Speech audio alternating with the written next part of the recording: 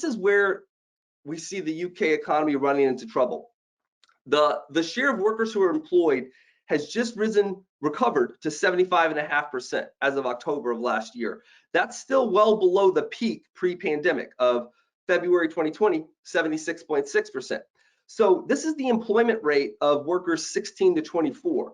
But there's a lot of complexity that is not reflected in this chart, as I'm sure you well know. So let's walk through some of this complexity here.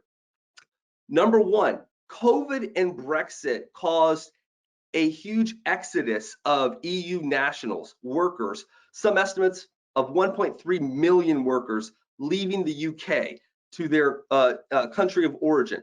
So a combination of COVID, pandemic policies, and of course Brexit has shifted the labor supply equation dramatically, and it's made it more difficult for recruiters. That's the first really important point I want to make about labor supply. That's obvious. The second point is the number of would-be job seekers who are economically inactive, who are not actively searching for work. And the number of those workers is 400,000 higher than it was pre-pandemic. So 400,000 more UK people are economically inactive than they were pre-pandemic. So those are two important labor supply effects that aren't fully reflected in this chart. And this chart already is showing a gap in labor supply that's not fully recovered. And when you add in Brexit and when you add in economically inactive workers, you have the labor shortages that you see across the economy now.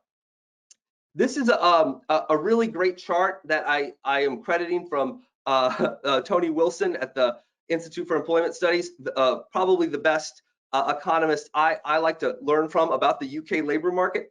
Now, Tony tweeted this chart out. I want to give full credit. This is looking at the vacancy numbers that I just showed you by various industries and comparing them pre-crisis and the latest data. And the thing that stands out to me is that the blue bars here, which is the current labor demand, and then the yellow bars compared to the pre-pandemic demand, the blue bar is higher for every industry, every major industry: retail, manufacturing, transport and storage, accommodation and food services. You go down the line and you see that the labor demand is broad-based. But what we find in terms of recruiting is the shortages, the labor shortages, are particularly bad in lower pay service sector jobs. So especially jobs with COVID sensitive work requirements, being face-to-face in retail or in a pub.